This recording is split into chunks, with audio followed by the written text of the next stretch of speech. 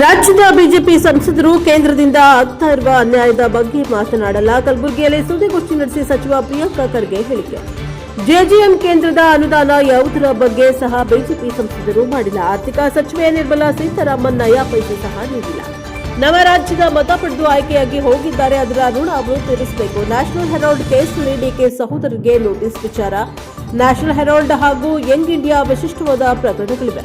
ಅಲ್ಲಿ ಮನಿ laundering case ಹಾಕಲಾಗಿದೆ, ಆದರೆ ಹಣ ಎಲ್ಲಿಂದ ಬಂತು, ಯಾರಿಗೆ ಹೋಯಿತು ಅಂತ ಹೇಳಿಲ್ಲ. ಇವೆಲ್ಲ ಬರೀ ಹೆದರಿಸುವ ತಂತ್ರವಾಗಿದೆ, ರಾಜಕೀಯವಾಗಿ ಪ್ರೇರಿತವಾಗಿ ಮಾಡಲಾಗ್ತಾ ಇದೆ. ದೇಶದಲ್ಲಿ ಆರ್ಥಿಕ ಸಂಕಷ್ಟ ಅಂತ ಬಂದಾಗ ಇಂತಹ ತಂತ್ರ ಬಳಸಲಾಗ್ತಾ ಇದೆ. ಈ ಹಿಂದೆ ರಾಬರ್ಟ್ ವಾದ್ರಾ ಮೇಲೆ ಆರೋಪ ಮಾಡಿದ್ರು, ಈಗ ಏನಾಯ್ತು? ನ್ಯಾಷನಲ್ ಹೆರಾಲ್ಡ್ ಮೇಲೆ ಕೇಸ್ ಆಯ್ತು, ಆದರೆ ಆರ್ಎಸ್ಎಸ್ ಮೇಲೆ ಯಾಕೆ ಇಲ್ಲ? ಅವರಿಗೆ ಯಾಕೆ ಐಟಿ ಇಲ್ಲ? ಅವರ ಗುರು ಯಾರು? ಅವರಿಗೆ ಹೇಗೆ ಅನುದಾನ ಬರುತ್ತದೆ? $330 ಕೋಟಿ ಅಮೆರಿಕಾದಲ್ಲಿ ಆರ್ಎಸ್ಎಸ್ ಅವರು ಇಟ್ಟಿದ್ದಾರೆ. ಆ ಹಣ ಯಾರದ್ದು ಎಂದು ಕಲಬುರಗಿಯಲ್ಲೇ ಸುದ್ದಿಗೋಷ್ಠಿ ನಡೆಸಿ ಬಿಜೆಪಿ ವಿರುದ್ಧ ವಾಗ್ದಾಳಿಯನ್ನ ನಡೆಸಿದ Priyanka Kharge. Bureau report Mallikarjun, NKS TV4 Kalaburagi. ಯಾವುದು ಸರ್? ಸಿಎಂ ಅವ್ರ ಪರ್ಮಿಷನ್ ಕೊಟ್ರೆ ಈಗಲೂ ರೆಡಿ ಇದೆ. ಸಿಎಂ ಅವ್ರು ನೋಡಿ ವರದಿ ಸಲ್ಲಿಸಿದ್ದು ಮಾನ್ಯ ಮುಖ್ಯಮಂತ್ರಿಗಳು ಅದು ವರದಿಯನ್ನು ಪರಿಶೀಲನೆ ಮಾಡಿದ್ಮೇಲೆ ಈಗ ನನಗೆ ಒಂದು ಬ್ರೀಫಿಂಗ್ ಕೇಳಿದ್ದಾರೆ ನನಗೆ, ಮತ್ತು ಏನು ಅಡಿಷನಲ್ ಚೀಫ್ ಸೆಕ್ರೆಟರಿ ಅವರಿಗೆ. ಅದು ಯಾವಾಗ ಕರೀತಾರೆ ಹೋಗಿ ಸಾಹೇಬ್ರಿಗೆ ಬ್ರೀಫ್ ಮಾಡಿಬಿಟ್ಟು ನಾವು ಹೇಳ್ತೀವಿ. ಸರ್ ಜೆಜೆಎಂ ಹೇಳಿದ್ರೆ sir JJM work central government letter ಬರುತ್ತೆ ಸರ್ ಅನುದಾನ ಸಲಕ ಪ್ರಾಪರ್ಲಿ ವರ್ಕೇ ಆಗಿಲ್ಲ ಸರ್. ಮೇಜರ್ ಯಾವುದು ಸರ್? JJM work sir.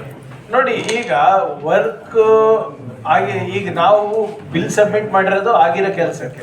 ಹೌದು, ಈಗ ನ್ಯೂನತೆಗಳು ಇರ್ಬೋದು. ನೀವು ಹೇಳ್ದಂಗೆ ನಾವು ರೋಡನ್ನು ಕೆತ್ತಬಿಟ್ಟು ಪೈಪ್ಲೈನ್ ಹಾಕಿದ್ದೀವಿ, ಅದು ತುಂಬಿಲ್ಲ. ಯಾಕಂದರೆ ನಮಗೆ ಈ ಒಂದು ಸರಿ ಬರ ಬಂತು, ಇನ್ನೊಂದು ಸರಿ ಅತಿವೃಷ್ಟಿ ಆಯಿತು. ಬಟ್ ಆದರೆ ಆಗಿರೋ ಕೆಲಸಕ್ಕನ್ನ ಕೊಡಬೇಕಲ್ಲ ಅವರು. ಅದೇ ಹೇಳ್ತಾ ಇರೋದು ಸರ್. ಈಗ 13,000 ಕೋಟಿ ಪೆಂಡಿಂಗ್ ಇದೆ ಕೇಂದ್ರ ಸರ್ಕಾರದಿಂದ ನನಗೆ.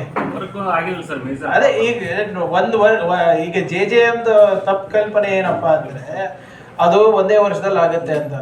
ನಮಗೆ ಫಸ್ಟು ಸೋರ್ಸಿಂದ ನಾವು ನೀರು ತರಬೇಕು, ಪೈಪ್ಲೈನ್ ಹಾಕಬೇಕು, ನಳ ಕೂಡಿಸ್ಬೇಕು, ಮಿನಿಮಮ್ 1-2 ಸರಿ ಟೆಸ್ಟಿಂಗ್ ಮಾಡಬೇಕು. ಅದಕ್ಕೆ ಕಂಪ್ಲೀಟ್ ಆಗಿ ಏನು ಅದು ವಾಟರ್ ಲೈನ್ ಸಿಸ್ಟಮ್ ಅನ್ನ ಇರಬೇಕು. ಒಂದ್ಸರಿ ನಮಗೆ ಮಾಡ್ಲಿಕ್ಕಾಗಿ 1 ವರ್ಷ ಮಾಡ್ಲಿಕ್ಕಾಗಿಲ್ಲ, ಯಾಕಂದ್ರೆ ಸಂಪೂರ್ಣ ಬರ ಇತ್ತು, ಅವಾಗ ನೀರೇ ಹರಿಸ್ಲಿಕ್ಕಾಗಿಲ್ಲ. ಈ ಸರಿ ಅತಿವೃಷ್ಟಿ ಆಗಿದೆ. ಸೊ ಯಾಕಂದ್ರೆ ನೀವು ಇವೆರಡೂ ಸಂದರ್ಭದಲ್ಲಿ ನಾವು ಫುಲ್ಫಿಲ್ ಮಾಡೋಕ್ಕಾಗಲ್ಲ. ಸಾಕಷ್ಟು ಕಡೆ ಇದೇ ಆಗಿರೋದು ನಮ್ಮ ರಾಜ್ಯದಲ್ಲಿ. ಆದರೆ ನಮ್ಮ ವಾದ ಏನಂದ್ರೆ ಅದು ಕೆಲಸ ನಾವು ಸಬ್ಮಿಟ್ ಕೇಂದ್ರ ಸರ್ಕಾರಕ್ಕೂ ಮಾಡಿದ್ದೀವಿ, ವಿಳಂಬ ಆಗಿದೆಯೋ ಅಥವಾ ಪ್ರಗತಿನಲ್ಲಿದೆಯೋ ಡೀಟೇಲ್ಡ್ MVS SVS ಎರಡೂ ಕೊಟ್ಟಿದ್ದೀವಿ. ಆದರೆ ಕೇಂದ್ರ ಸರ್ಕಾರದಿಂದ ಬರುವಂಥ ಹಣ ನಮಗೆ ಇನ್ನೂ ಬಂದಿಲ್ಲ. ಈಗ ನಾವು ಕಾಂಟ್ರಾಕ್ಟರ್ಸಿಗೆ ಹೆಂಗೆ ಕೊಡಬೇಕು? ಈಗ ಕುಡಿಯೋ ನೀರು ಯೋಜನೆ ಇದೆ ಅಪ್ಪ ನಿಲ್ಬಾರ್ದು ಅಂದ್ಬಿಟ್ಟು ನಾವು ನಮ್ಮ ಬೊಗಸೆಯಿಂದ ನಾವು ಕೊಡ್ತಾ ಇದ್ದೀವಿ. ನಾವು ನಮ್ಮ ರೊಕ್ಕ ನಾವು ಕೊಟ್ಟಿದ್ದೀವಿ. ಉದಾಹರಣೆಗೆ ಹೋದ ವರ್ಷನೇ ನಮಗೆ 2,500 ಕೋಟಿ ರೂಪಾಯಿ, 2,000 ಚಿಲ್ಲರೆ ಕೋಟಿ ರೂಪಾಯಿ ಬರಬೇಕಾಗಿತ್ತು. ನಮ್ಗೆ ಬಂದಿರೋದು 517 ಕೋಟಿ ರೂಪಾಯಿ. ಮಿಕ್ಕಿದ ಯಾರು ಹಾಕಿದ್ದು? ನಾವು ಹಾಕಿದ್ದು. ಯಾಕೆ? ಜನರಿಗೆ ಹತ್ರ ನಾವು ಬಯಸ್ಕೋಬಾರ್ದು, ಜನರಿಗೆ ಅನಾನುಕೂಲ ಆಗಬಾರ್ದು. ಕಾಂಟ್ರಾಕ್ಟರ್ಗಳು ಎಲ್ಲರೂ ಕೆಲಸ ನಿಲ್ಸ್ಕೊಂತಿದ್ದಾರೆ. ನೀವು ಮಧ್ಯಪ್ರದೇಶ, ಅಸ್ಸಾಂನಲ್ಲಿ ನೀವು ನೋಡಿ, ಅಲ್ಲಿ ಸೆಕ್ರೆಟರಿಗಳು ಕಾಂಟ್ರಾಕ್ಟರ್ಸಿಗೆ ಪತ್ರ ಬರೆದಿದ್ದಾರೆ, ನೀವು ಕೇಂದ್ರ ಸರ್ಕಾರದಿಂದ ದುಡ್ಡು ಬಂದಿಲ್ಲ, ನೀವು ದುಡ್ಡು ಬರೋ ತನಕ ನೀವು ಕೆಲಸ ಪ್ರಾರಂಭ ಮಾಡಬೇಡಿ ಅಂತ ಕೊಟ್ಟಿದ್ದಾರೆ. ಆದರೆ ನಾವು ಇಲ್ಲಿ ಕೆಲಸ ನಿಲ್ಲಿಸಿಲ್ಲ. ಮೊನ್ನೆ ಪ್ರಧಾನಮಂತ್ರಿ ಹತ್ರ ಮುಖ್ಯಮಂತ್ರಿಗಳು ಹೋದಾಗೂ ಕೂಡ JJMಗೆ ನಮಗೆ ಹಣ ಕೊಡಿ ಅಂತ, ಇದು ನಿಮ್ಮ ಬಾಕಿ ಹಣ ಕೊಡಿ, ನಮ್ಗೇನು ಬೇರೆದು ಬೇಡ, ಅವ್ರು ಏನಿದೆ ಅದು ಕೊಡಿ ಅಂತ ಕೇಳಿದ್ರು ಆಯ್ತು ನೋಡ್ತೀವಿ ಅಂತ ಹೇಳಿದವರು ನಿನ್ನೆ ಸಂಸತ್ನಲ್ಲಿ, ನಿನ್ನೆನೋ ಮೊನ್ನೆ ಸಂಸದರ ಪ್ರಶ್ನೆಗೆ ಉತ್ತರ ನಾವು ನಮ್ಮ ಹತ್ರ ಏನು ಬಾಕಿ ಇಲ್ಲ ಅಂತ ಕೊಟ್ಟಿದ್ದಾರೆ. ಇಷ್ಟು ಸುಳ್ಳು ಹೇಳ್ತಾರೆ ಅವರು. ದಾಖಲೆ ಬಿಲ್ ಕೊಟ್ಟಿದ್ದೀವಿ, ದಾಖಲೆ ಕೊಟ್ಟಿದ್ದೀವಿ. ಪ್ರಧಾನಮಂತ್ರಿ ಹೌದು ನಮ್ಮ ಕಡೆಯಿಂದ ವಿಳಂಬ ಆಗಿದೆ, ನಾವು ಮಾಡ್ತೀವಿ ಅಂತ ಮಾತು ಕೊಟ್ಟ ಮೇಲೆ ಇದು ಪಾರ್ಲಿಮೆಂಟ್ನಲ್ಲಿ ಉತ್ತರ ಕರ್ನಾಟಕಕ್ಕೆ ಇನ್ನ ಯಾವುದು ಬಾಕಿ ಇಲ್ಲ ಅಂತ ಕೊಡ್ತಾರೆ. ಏನ್ ಹೇಳೋದು ಇದಕ್ಕೆ? ಗ್ರಾಮ ಪಂಚಾಯತಿ ಅನುದಾನ 1 ವರ್ಷ ಬಂದಿಲ್ಲ ಸರ್. ಯಾವ್ದ್ರಲ್ಲಿ? ಯಾರು ಕೊಡ್ಬೇಕು ಸರ್?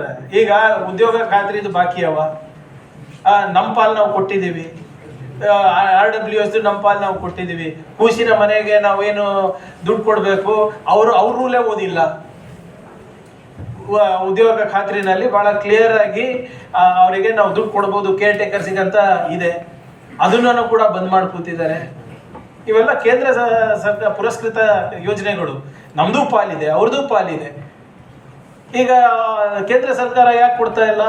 ನಮ್ಮ ಸಂಸದರೆಲ್ಲ ಯಾಕೆ ಸುಮ್ಮನಿದ್ದಾರೆ? BJP-ದವರೆಲ್ಲರೂ ಅವ್ರದ್ದೇನು ಜವಾಬ್ದಾರಿ ಇಲ್ವಾ? ಅವ್ರ ಜವಾಬ್ದಾರಿ ಬರೇ ಮನ್ ಕಿ ಬಾತ್ ಕೇಳೋದ? ಅವ್ರ ಜವಾಬ್ದಾರಿ ಬರೇ ಮೋದಿ ಅವ್ರ ಗುಣಗಾನ ಹಾಡಕ್ಕಿರೋದ?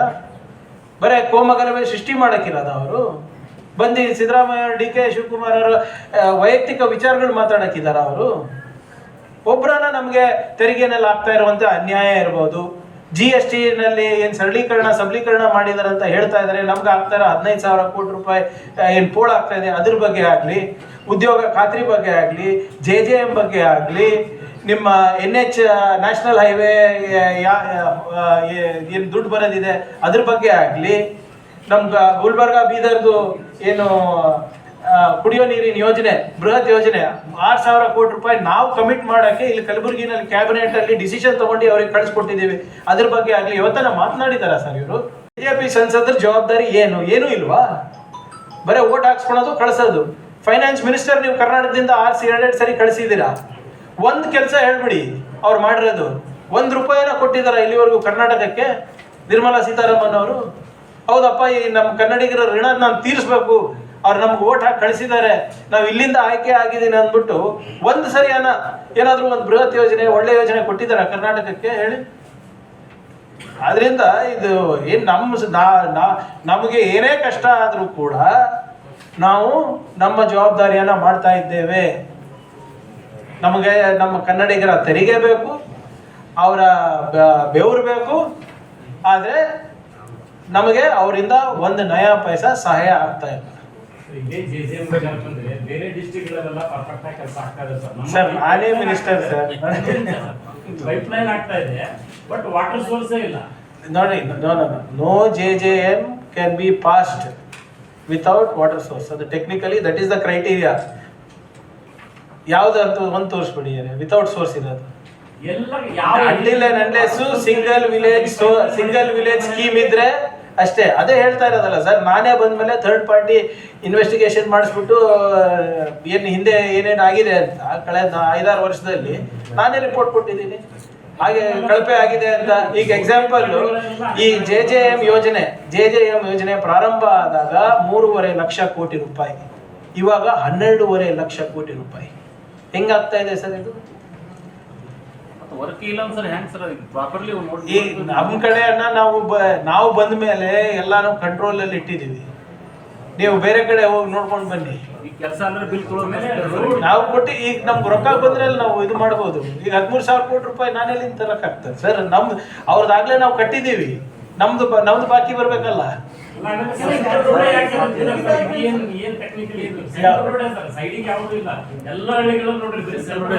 ಅದು pipe line, so technical distribution ಆಗ್ಲಿ ಅಂತ ಸೋರ್ಸ್ ಇಂದ. ಈಗ ಅದನ್ನ ನಾನು ಹೇಳ್ದಂಗೆ 2-3 ವರ್ಷ ಆಗುತ್ತೆ sir. It is not 1 month 2 month project ಅಲ್ಲ. ಬರೀ OST ನಿಲ್ಸೋದಲ್ಲ, OST ತನಕ ಕೊಡ್ಬೇಕು, OST ಇಂದ ಮನೆ ತನಕ ಕೊಡ್ಬೇಕು. ನಾನು ಹೇಳ್ದಂಗೆ ನಮಗೆ ಮಳೆಗಾಲ ಕರೆಕ್ಟ್ ಆಗಿ ಆಗ್ಬಿಟ್ಟಿದ್ರೆ ನೀರು ಹರಿಸ್ಲಿಕ್ಕೆ ಈಸಿ ಆಗ್ತಾ ಇತ್ತು. 2 ವರ್ಷ ನಮ್ಗೆ ಇದೊಂದು ಸಮಸ್ಯೆ ಇದ್ದೇ ಇದೆ ಅಲ್ಲ.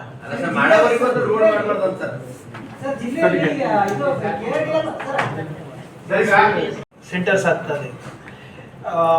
ಇವ್ರ ಜೊತೆ ಮೊನ್ನೆ ನವೆಂಬರ್ 18ನೇ ತಾರೀಕು ಒಪ್ಪಂದ ಆದಾಗ ಇವರಿಗೆ 12 ಕೋಟಿ ರೂಪಾಯಿಗೆ ಈ ವರ್ಷ ಇದು ಆಗಿ ನಾವು ನೀಡಿದ್ದೇವೆ.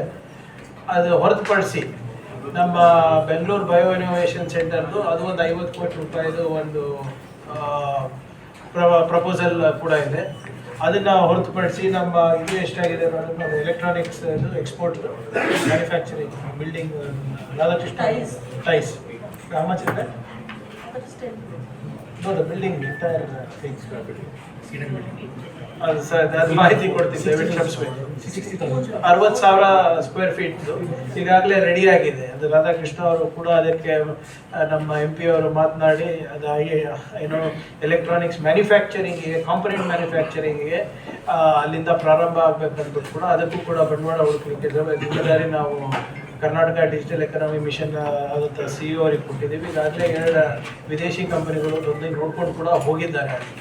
ಅದನ್ನು ಸ್ಲೋ ಆಗಿ ನಾವು ಪ್ರಾರಂಭ ಮಾಡ್ತೀವಿ. ಮತ್ತು ಮೊನ್ನೆ ಸೆಪ್ಟೆಂಬರ್ ನಲ್ಲಿ ಕೂಡ ಮಾನ್ಯ ಮುಖ್ಯಮಂತ್ರಿಗಳ ಭಾಷಣದಲ್ಲಿ ತಾವು ಕೇಳಿರ್ಬೋದು, ಇದೆ ಕಲ್ಯಾಣ ಕರ್ನಾಟಕ ಉತ್ಸವ ಸಂದರ್ಭದಲ್ಲಿ ಯಾವ ರೀತಿ ನಾವು ಇಂಡಸ್ಟ್ರಿಗೆ ನಾವು ಹೆಚ್ಚನ್ನು ಯಾವುದು ಇಂಡಸ್ಟ್ರಿಯಲ್ ಝೋನಿಂಗ್ ಮಾಡಿದ್ದೇವೆ. ಈಗ ಝೋನಿಂಗಿಗೆ ನಾವು ಬಂಡವಾಳ ಹುಡುಕಲಿಕ್ಕೆ ಈಗ ಜನವರಿಯಿಂದ ಪ್ರಾರಂಭ ಮಾಡ್ತೀವಿ. ಸೊ ನಮ್ಮ ಜನವರಿಯಿಂದ ಪ್ರಾರಂಭ ಆದರೆ ಅವರ ಫಸ್ಟ್ ಕ್ವಾರ್ಟರಿಗೆ ಏಪ್ರಿಲ್ ಮೇನಲ್ಲಿ ನಮ್ಗೆ ಏನಾದರೂ ಇಂಟ್ರೆಸ್ಟ್ ಬರ್ಬೋದು ಅಂತ ಒಂದು concentrated efforts for startups, for manufacturing, for agritech especially. ಯಾಕಂದರೆ ನಮ್ಮದು ತೊಗರಿ ಹೆಚ್ಚಿರೋದ್ರಿಂದ ಅಗ್ರಿಟೆಕ್ ಮೇಲೆ ಕೂಡ ನಾವು ಹೆಚ್ಚು ಒತ್ತನ್ನು ನಾವು ನೀಡ್ತಾ ಇದ್ದೀವಿ. ಸೊ ಇದು ವಿಶೇಷವಾಗಿ ಇವತ್ತು ಇವ್ರು ಬಂದಿರೋ ಕಾರಣ ಏನಪ್ಪ ಅಂದರೆ ಜಾಗ ನೋಡ್ಕೊಂಡು ಹೋಗ್ಲಿಕ್ಕೆ ಆದಷ್ಟು ಶೀಘ್ರದಲ್ಲೇ ಪ್ರಾರಂಭ ಮಾಡ್ತಾರೆ ಅಂತ ಒಂದು ತಿಂಗಳು ಮ್ಯಾಕ್ಸಿಮಮ್ 1.5 months. ಇಲ್ಲ ನೀವು 1 ತಿಂಗಳು ನಾನು ಸಬ್ಸ್ಕ್ರೈಬ್ ಇದ್ದೀವಿ ಅಷ್ಟೇ. ಸೊ 1-1.5 ತಿಂಗಳಲ್ಲಿ ಪ್ರಾರಂಭ ನಾವು ಅದನ್ನು ಕೂಡ ನಾವು ಮಾಡ್ತೀವಿ. ಅದು ಹೊರತುಪಡಿಸಿ ಈಗ ಇದಾದ್ಮೇಲೆ ಜಾಗ ಕೂಡ ನೋಡ್ಕೊಂಡು ಬರ್ತಾ ಇದ್ದಾರೆ. ಒಂದು ದೊಡ್ಡ ಮಟ್ಟದಲ್ಲಿ ಕೋವರ್ಕಿಂಗ್ ಸ್ಪೇಸಸ್ ಮತ್ತು ಇನ್ಕ್ಯುಬೇಷನ್ ಸೆಂಟರ್ ಫಾರ್ ಕಲ್ಯಾಣ ಕರ್ನಾಟಕನ ನಾವು ಮುಂದಿನ ಆಯವ್ಯಯದಲ್ಲಿ IT ಪಾರ್ಕ್ ಥರ ಮಾಡಬೇಕು ಅಂತ ಕೂಡ ಮಾನ್ಯ ಮುಖ್ಯಮಂತ್ರಿಗಳ ಹತ್ರ ನಾವು ಮನವಿ ಮಾಡ್ಕೊತೀವಿ. ಸೊ ಅದು ಕೂಡ ಇವತ್ತು ಇವರು ನೋಡ್ಕೊಂಡು ಬಂದು ನಮಗೆ ಒಂದು ರಿಪೋರ್ಟನ್ನು ಒಂದು ವಾರದಲ್ಲಿ ಕೊಡ್ತಾರೆ. So thank you. ಒಂದು 8 ನೋಡಿದ್ದಾರೆ ಸರ್, ನೋಡ್ಕೊಂಡು ಇವತ್ತು ಫೈನಲೈಸ್ ಮಾಡಿದ್ದಾರೆ. ಹೆಲ್ಪ್ ಆಗಲಿ ಅಂತೇಳಿ IoT ಲ್ಯಾಬ್ ಆಯಿತು, ಎಗ್ರಿ ರಿಲೇಟೆಡ್ ಪ್ಯಾಕೇಜಿಂಗ್ ಆಯಿತು. ಸೊ ಆ ಒಂದು ಲ್ಯಾಬ್ನ ಏನಕ್ಕೆ ಮಾಡ್ತಾ ಇದೀವಿ ಅಂದರೆ, ಸುಮಾರು ಸಾಫ್ಟ್ವೇರ್ ಕಂಪ್ನಿಯಲ್ಲಿ ಏನಾಗುತ್ತೆ, ಕ್ಲೌಡ್ ಸರ್ವಿಸ್ ಎಲ್ಲ ಫ್ರೀಯಾಗಿ ಸಿಕ್ಬಿಡುತ್ತೆ. ಈ ಫಂಡಿಂದ ನಮಗೆ ಒಂದು ಕನಿಷ್ಠ ಒಂದು 40% ಫಂಡ್ ನಾವು ರಿಸರ್ವ್ ಮಾಡಿದ್ದು ಆ ಲ್ಯಾಬ್ ಕಟ್ಕೊಡ್ಲಿಕ್ಕೆ. ಆ ಲ್ಯಾಬ್ ಕಟ್ಕೊಂಡು ನಾವು ಸುಮಾರು ಪ್ರಾಡಕ್ಟ್ ಸ್ಟಾರ್ಟ್ಅಪ್ ಮಾಡ್ಕೋಬೋದು. ಉದಾಹರಣೆಗೆ ಸರ್ ಈಗ ನೆನಪಿರೋಂಗೆ 2017ರಲ್ಲಿ ESDM ಲ್ಯಾಬ್ ಅಂತೇಳಿ ನಮ್ಗೆ ಒಂದು 5 ಕೋಟಿ ದೇಶಪಾಂಡೆ ಸ್ಟಾರ್ಟಪ್ಸಿಗೆ ಕೊಟ್ಟಿತ್ತು. ನಾನು ಅವಾಗ ಲ್ಯಾಬ್ ತೊಗೋಬೇಕಾದ್ರೆ first time in the country ನಾವು ಮಾಡಿದ್ದು. ಅವಾಗ 4ರಿಂದ 5 ಸ್ಟಾರ್ಟಪ್ ನಾವು ಬೆಳೆಸ್ಬೋದು ಅಂತ ಅನ್ಕೊಂಡಿದ್ದೆ ಆ ಲ್ಯಾಬ್ ಯೂಸ್ ಮಾಡಿಕೊಂಡು ಎಲೆಕ್ಟ್ರಾನಿಕ್ಸ್. ಸೊ ಬೈ 2020 ಒಂದು 22 ಸ್ಟಾರ್ಟಪ್ಸ್ ನಾವು ಬೆಳೆಸಿದ್ವಿ ನಾವು. ಸೊ ಈ ಲ್ಯಾಬ್ಸಿಂದ ಯೂಸೇಜ್ ಏನಾಗಿತ್ತಪ್ಪ ಅಂದರೆ, ಬಂಡವಾಳ ಮುಂಚೆನೇ ಹಾಕೋ ಬದಲಿ ಅದನ್ನು ಯೂಸ್ ಮಾಡಿಕೊಂಡು ಯಂಗ್ ಟ್ಯಾಲೆಂಟ್ ನಮ್ಮ ರೀಜನ್ ಆಗಿರೋದನ್ನ ಯೂಸ್ ಮಾಡ್ಕೊಂಡು ಮುಂದೆ ಹೋಗ್ಲಿಕ್ಕೆ ತುಂಬಾ ಅನುಕೂಲ ಆಗುತ್ತೆ. ಸಾಮಾನ್ಯವಾಗಿ ಆ ಮ್ಯಾನುಫ್ಯಾಕ್ಚರಿಂಗ್ ಸೈಕಲ್ನ 1 ತಿಂಗಳಿಂದ 3 ದಿನಕ್ಕೆ ನಾವು ರೆಡ್ಯೂಸ್ ಮಾಡಿದ್ವಿ. ಆ ರೀತಿ ಈ ಲ್ಯಾಬ್ಗಳೆಲ್ಲ ಹೆಲ್ಪ್ ಆಗ್ತಾ ಹೋಗುತ್ತೆ.